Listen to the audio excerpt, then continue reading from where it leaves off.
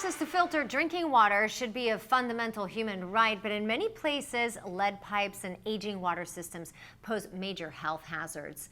Chad Seidel and Dan Tedesco are here to share new research about safer water. Thanks to both of you for joining us. Thanks for having us. Pleasure to have you here. What should everyone know about the nation's water supply? Well, EPA estimates as many as 9 million homes in the U.S. have a lead service line. That's what connects the water pipe in the street to your home or your building. And those lead pipes can contribute lead to the water that comes out of your tap, causing public health concerns. Our recent research identified which water systems are likely to be impacted by that. And in addition to what EPA had previously known about larger water systems having that concern, our research found small water systems to be just as, if not more likely to have that. We also looked at how point of use filtration can be a great way to give public health protection to everybody, whether they're the first house to have that lead service line replaced or the last. And how does lead contamination in water systems affect people? As we mark National Lead Poisoning Prevention Week, it's important to understand that zero amount of lead is safe for humans to consume in drinking water or from any other source. And it's particularly problematic for the most vulnerable members of our households, like children and expecting mothers. Unfortunately, the health effects are numerous, from things like developmental delays and loss of IQ to other problems like kidney damage and high blood pressure. And I know that sounds really scary, but the great news is that cities and utilities are going to be working tirelessly over the next 10 to 15 years to replace all of that aging infrastructure with something safer.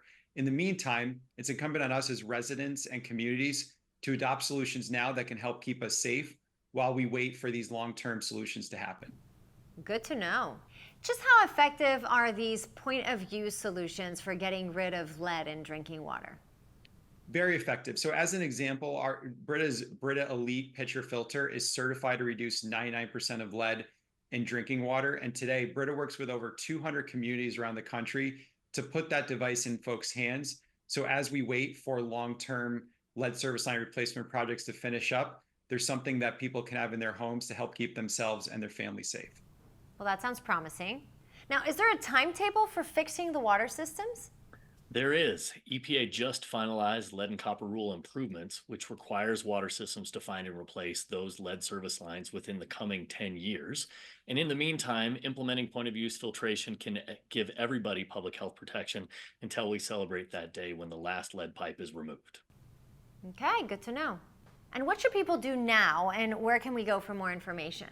Absolutely. So we'd recommend two things. One, right now, every utility and city is required to let their residents know if they have a lead service line or they're not sure what their service material is. So if you get one of those notifications, please read it, follow the steps that your utility is asking you to take.